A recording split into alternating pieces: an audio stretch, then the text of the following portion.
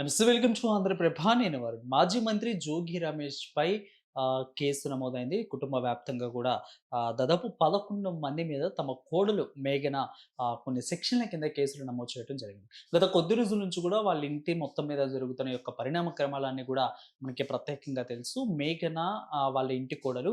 So, అయితే మేఘనాకి అదేవిధంగా తమ ఫ్యామిలీకి కొద్ది రోజుల నుంచి కూడా పడటం లేదు.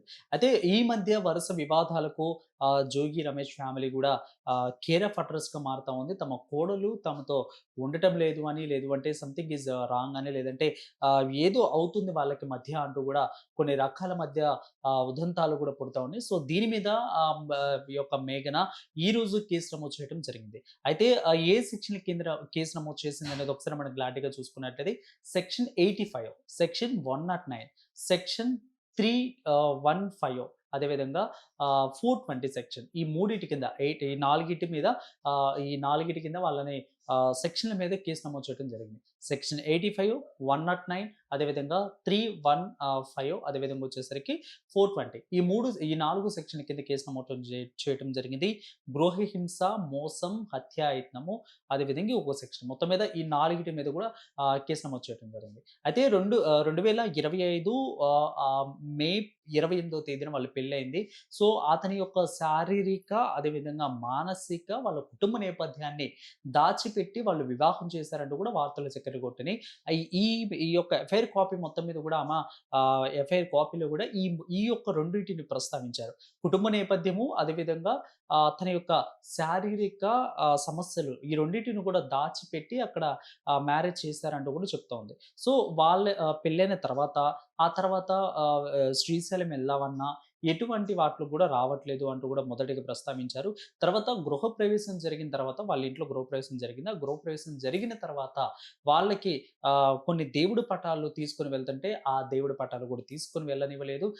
ఒకవేళ తీసుకెళ్ళిన తర్వాత కూడా ఆపివిచ్చేశారు, అక్కడ తీయిచ్చేశారంటూ కూడా చెప్తున్నారు. ఇక మరొక అంశం చూసుకున్నట్లయితే, ఇంట్లో అగరబత్తులు వెలిగించినా గానీ ఎవరో చచ్చిపోయిన వాళ్ళ దగ్గర వాసన వస్తా ఉంది. ఇలాంటి వాసన మనకెందుకంటూ కూడా తీసేశారంటూ కూడా ఆమె దీంట్లో ప్రస్తావించారు. సో, బలవంతంగా తనని మతం మార్చే ప్రయత్నము చేశారు అన్న విధంగా ఆమె చెప్తా ఉంది.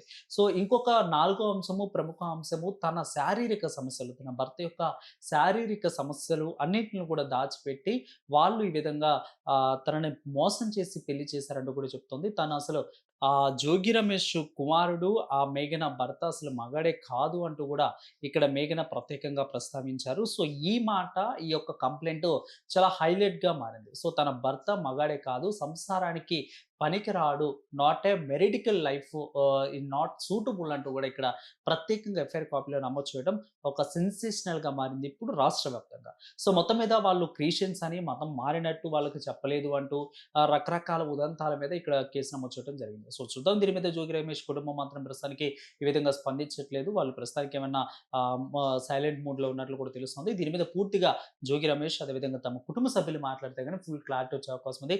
ప్రస్తుతానికైతే మేఘన మాత్రం తను మతం మార్చే ప్రయత్నం చేశారన్న విధంగా మాట్లాడుతూ, సో, అగరబత్తి వెలిగించిన, దేవుడి పటాలకి పెట్టుకున్న అయన్నీ కూడా తొలగిస్తా ఉన్నారు. శ్రీశైలంకు ప్రత్యేకంగా తను ఎన్నో సార్లు అడిగిన తర్వాత బలవంతంగా తనని తీసుకొనొచ్చాడు తప్ప ఇష్టపూర్వకంగా రాలేదు. అదేవిధంగా వాళ్ళ ఇంట్లో ఎటువంటి దేవుడి పటాలు గూడా ఉండవు. తను ముందే చెప్పొచ్చు కదా! మతం మారినట్లు, మతం పుచ్చుకున్నట్లు బహిర్గతంగా చెప్తే ఏమవుతుందంటూ కూడా ఇక్కడ ఈ రకంగా మేఘన చెప్పడం జరుగుతుంది. సో, ప్రత్యేకంగా వచ్చేసరికి అతని మీద, తన కుటుంబం మీద మనం ఇందాక చెప్పుకున్నట్లు సెక్షన్ 85, సెక్షన్ 109, సెక్షన్ 315, అదేవిధంగా సెక్షన్ 420, ఈ 4 సెక్షన్ల కింద కేసు నమోదు చేయడం ఇప్పుడు రాష్ట్ర వ్యాప్తంగా సంచలనంగా మారింది. సో, ఫైనల్లీ జోగి రమేష్ దీని మీద ప్రస్తుతం స్పందిస్తే, తమ కుటుంబ సభ్యులు, అదేవిధంగా తమ కుమారుడు మీద పెద్ద ఎలిగేషన్, మగాడే కాదంటూ ఒక ఎలిగేషన్ ఏసింది కాబట్టి వాటి మీద స్పందిస్తే ప్రస్తుతం దీని మీద ఫుల్ క్లారిటీ వచ్చే అవకాశం ఉంది. చూస్తూనే ఉండండి. మినిట్ టు మినిట్ అప్డేట్ ఇస్తాం. ఆంధ్రప్రభ ఛానల్. కెమెరామ్యాన్ నరేష్‌తో యాంకర్ వరుణ్.